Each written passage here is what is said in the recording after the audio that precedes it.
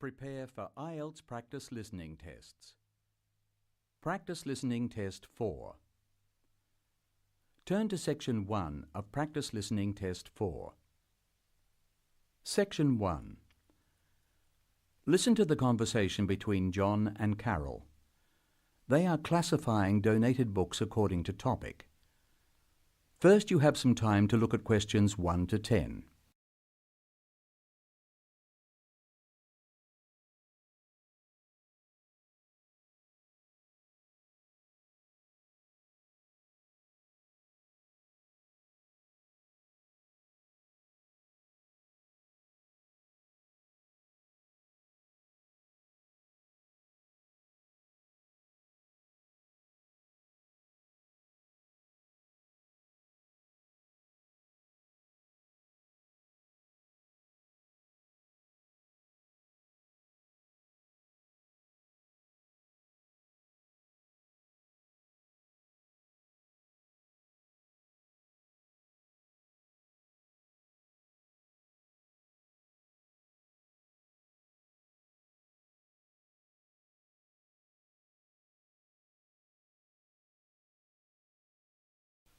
You will see that there is an example which has been done for you.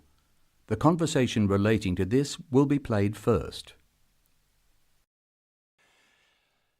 This is a great collection of books, isn't it? Very impressive. Who gave them to us? Apparently, the donor was a book reviewer. There are a lot of books about sport. Here's one, My Life in Cricket. That's certainly sports. Who's the author? Peter Adams. He also wrote Journeys Through Spain. Did he? Peter Adams writes on both sports and travel, so S.T. is written against his name. Now we shall begin. You should answer the questions as you listen because you will not hear the recording a second time. Now listen carefully and answer questions 1 to 10.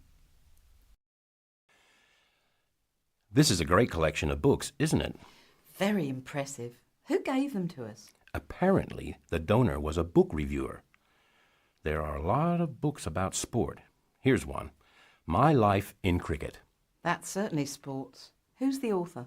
Peter Adams. He also wrote Journeys Through Spain. Did he? Next one is Stephen Bow. He wrote Summer Barbecues, Cooking for Singles, Dinners by Candlelight. Anything else? No. Do you have anything by Pam Campbell? Wanderings in Greece, My Life in Russia, Travels in the Amazon, and Pam Campbell's Guide to a Successful Trip. Sounds like she got around. My next one is C. Ketzik. He has a list of books about football, the World Cup, Heroes of the World Cup, Playing with the Round Ball, Soccer for Everyone. That's enough. He was a one-topic writer. Ari Hussein, however, wrote about cooking and travel. His series of cookbooks is called Living and Cooking in Spain, Living and Cooking in China, Living and Cooking in Brazil. He's been everywhere. I've got a specialist here, Sally Innes on tennis. Here are some of her titles. Improve Your Serve, Tennis for Everyone, Tennis Forever. Meg Jorgensen has 3 books, one in each category. Cooking for Health, Sport is Good for You, and Traveling in Australia. A varied talent. Who's next? Bruno Murray. He wrote children's books, a whole series called A Child's Guide to, and then the name of the city. Oh, you mean like A Child's Guide to London? Yes, that's right. He seems to have stayed in Europe. Ruby Lee, however, has just one book. It's called The Emerald Isle, and it's all about Ireland. Apparently, she went around Ireland on foot. Jim Wells wouldn't like that. His books are all about motor racing. Nice photos of old racing cars. Don't you love the goggles on the driver? They do look strange, don't they? I think we're nearly finished. What did Helen Jung write? Summer Menus, Food for Thought. She also did a book of Chinese recipes. Cantonese, I think. Okay. That's dealt with the first box. Let's stop for a minute. That is the end of Section 1. You now have some time to check your answers.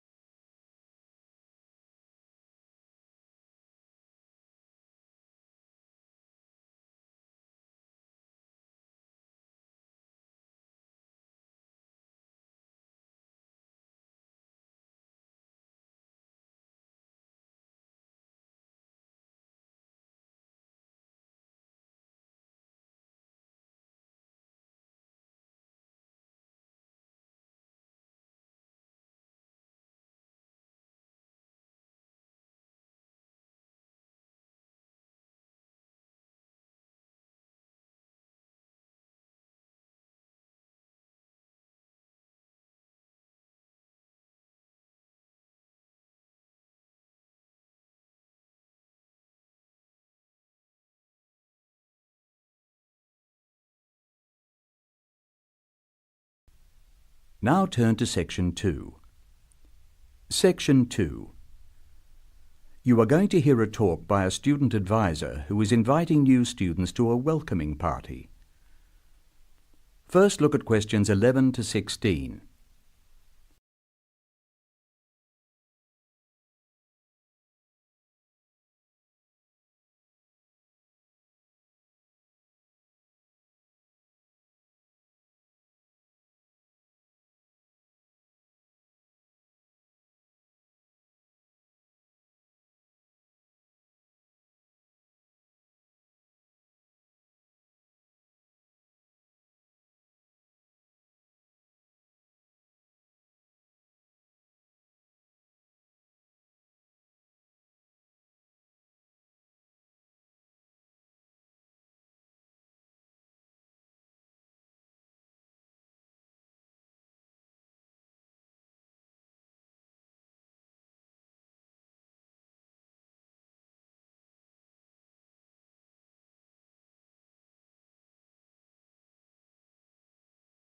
As you listen to the first part of the talk, answer questions 11 to 16. Hello, my name is Dave Burns, and I'm here to tell you about the welcoming party we are having for new students. Unfortunately, the information on your invitation is inaccurate. We didn't have enough time to print new invitations, so I'll have to ask you to make changes. To start with, this isn't a welcoming lunch, it is a dance party. However, the next line is true. The party will be held at Blackwell House. Is everybody comfortable with that? The next line tells you when the party will be. Friday, June the 15th at 8 p.m. But I have good news. The party will end at 11 p.m. As a result of this later end of the party, the bus will go later too. So it should read, free transport to the student hostel is available leaving Blackwell House at 11:30. And of course, other students may attend, and all students must have their student ID card with them. I hope you can come to the welcoming party. It's a really good way to get to know other students and to learn what it's like to live in this city and to study here. Just one final change. Please let us know by Thursday if you can come. Now look at questions 17 to 20.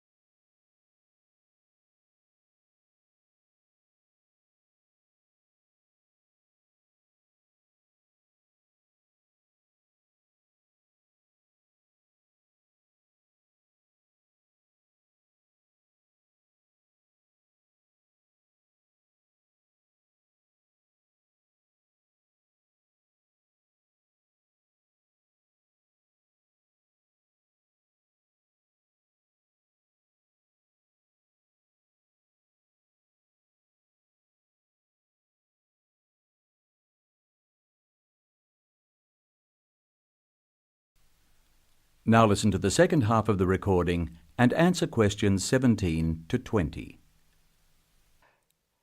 Some of you may prefer to travel by car, but I have to warn you about some changes to the roads. You will find there's a lot of new road work on Smith Street. The work will not finish for a long time, so we can be sure that Smith Street will be a problem. If you are coming from the city, you will be able to travel easily until you get to Blackwell Street, just near the college. As you know, Blackwell Street is very long.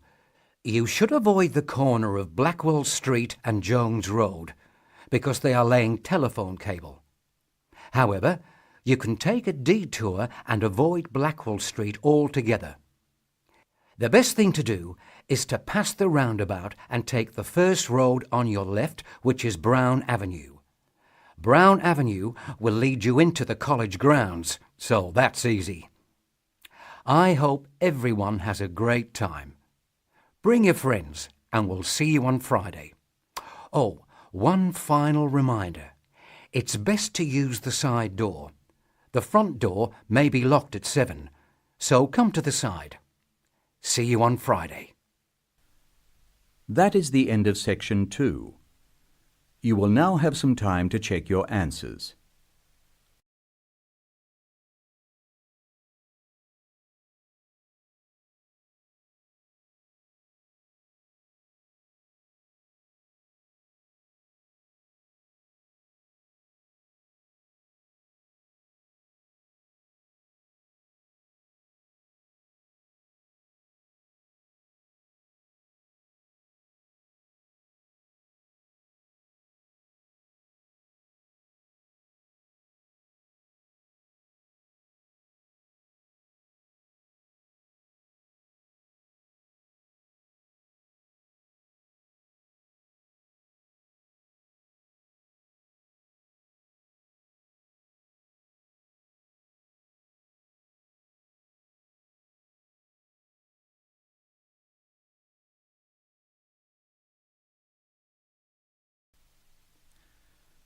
Now turn to section 3. Section 3. In this section, you will hear a discussion between two students who have to describe a lawn sprinkler for part of their general science course. In the first part of the discussion, the students are talking about the different parts of the sprinkler. First, look at questions 21 to 25.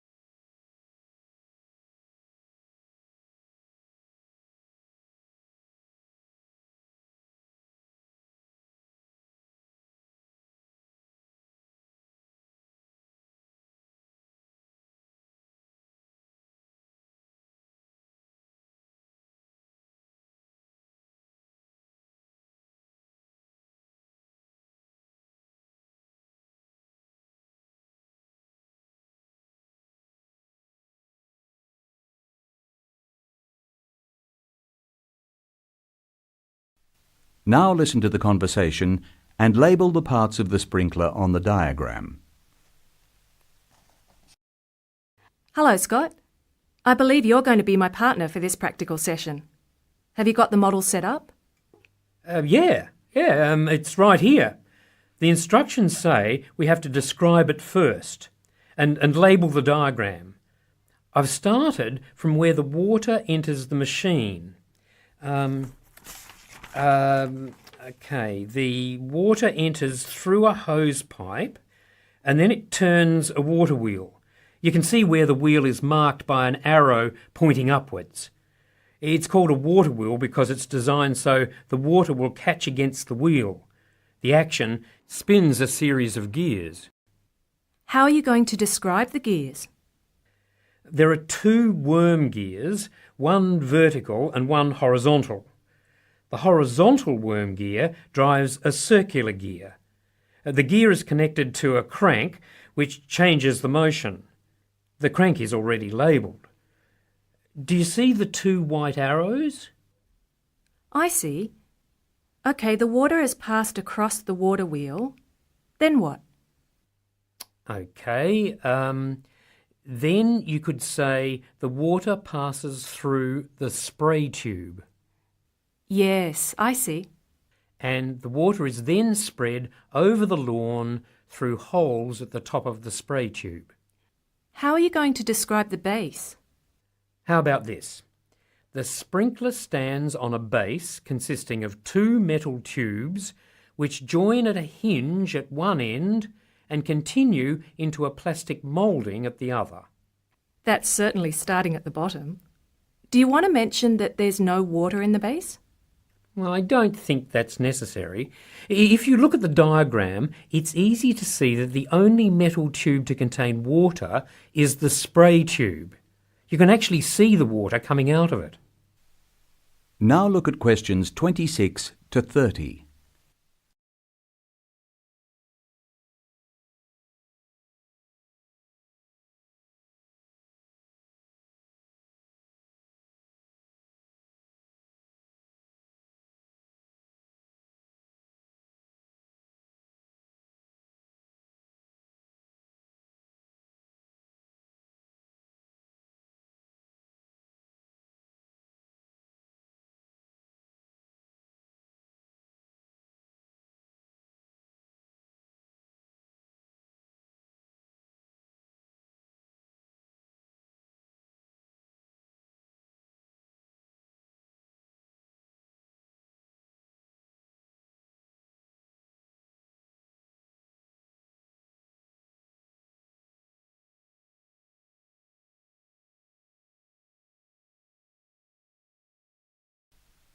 Listen to the second half of the recording and answer questions 26 to 30.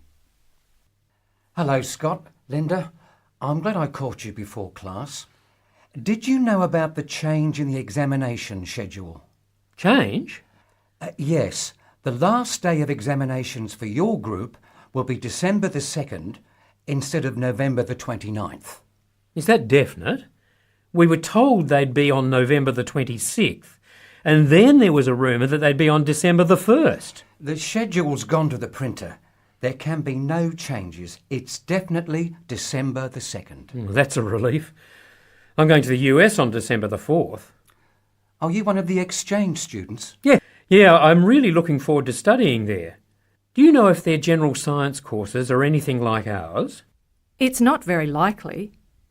Actually, all basic general science courses are fairly similar. You'll find you're behind in some things and ahead in others. I wouldn't worry too much about the course. You've been doing well on this one. Linda, have you finished your assignment yet? I'm nearly there. I should be able to give it to you on Monday. Oh, that's good. I can't let you have another extension. I was really grateful for the extra time you gave me. That was a really big assignment. Well, I'll expect it next week. Now, would you like to hear the details of the timetable? Oh, yes, please. I've just finished putting it on the notice board downstairs. Basically, you'll have 4 examinations. General Mechanics is in the morning of December the 1st. Physics and Maths are on the afternoon of the same day. Communications and English are on the morning of December the 2nd, and Earth Sciences in the afternoon. All over in 2 days. Yes, I'll miss teaching this class. You're all good at expressing your views, which makes for an interesting class. Some of the other first-year classes won't talk, and they're rather boring to teach. That is the end of section 3. You will now have some time to check your answers.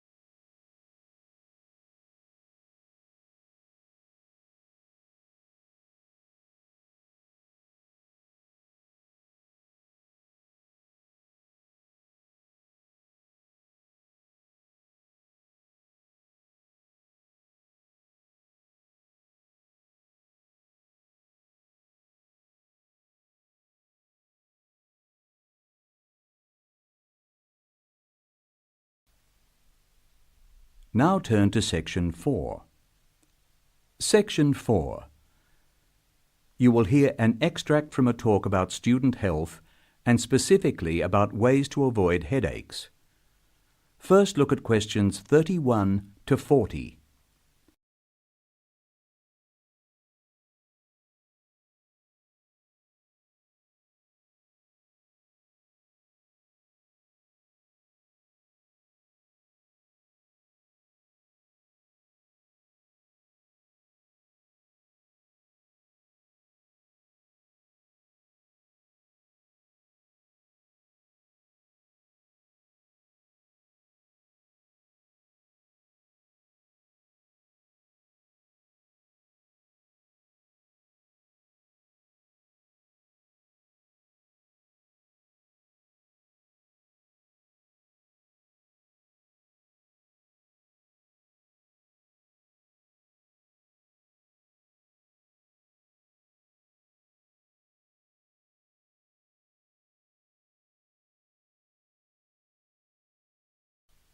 As you listen to the talk, answer questions 31 to 40.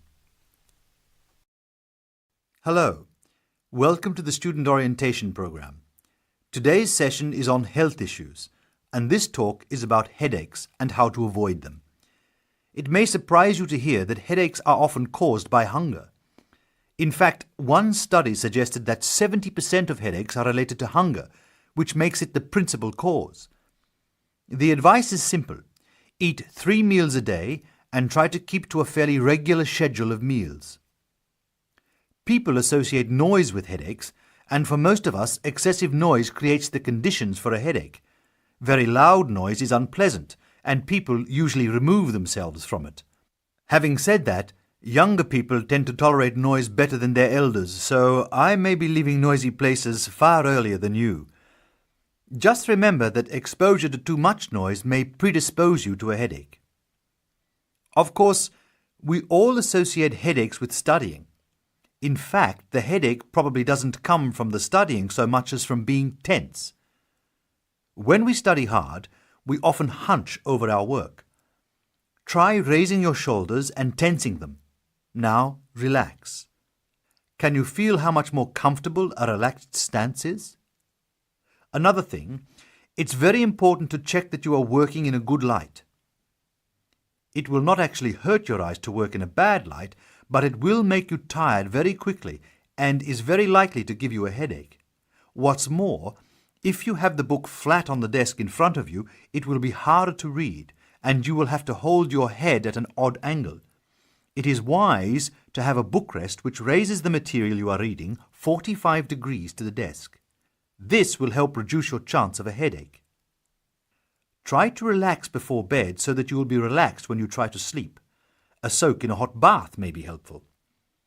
It's also important to really sleep when you go to bed.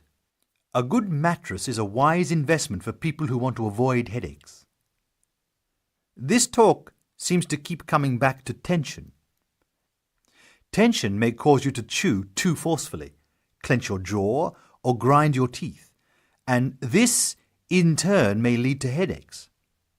It is very easy to say that you shouldn't grind your teeth, and very hard to stop, particularly if you grind your teeth in your sleep. Try to avoid situations which will make you tense, particularly just before bed. If you do compulsively grind your teeth in your sleep, ask your dentist about a soft mouth guard. In general, try to eat regular meals and avoid tense situations. Be sure you get plenty of exercise. Hopefully, your headaches will be greatly reduced.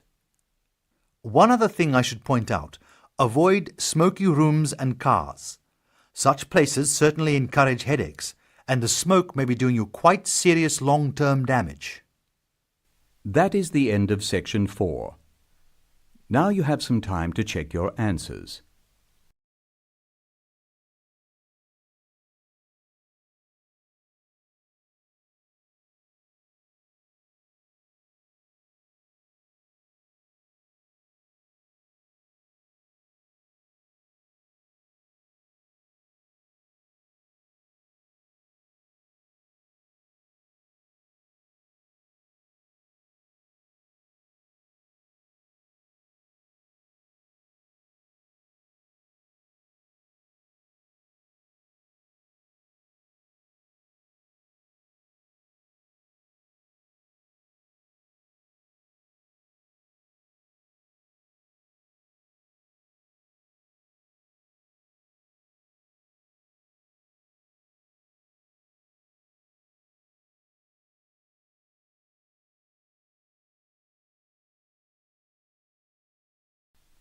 That is the end of test 4.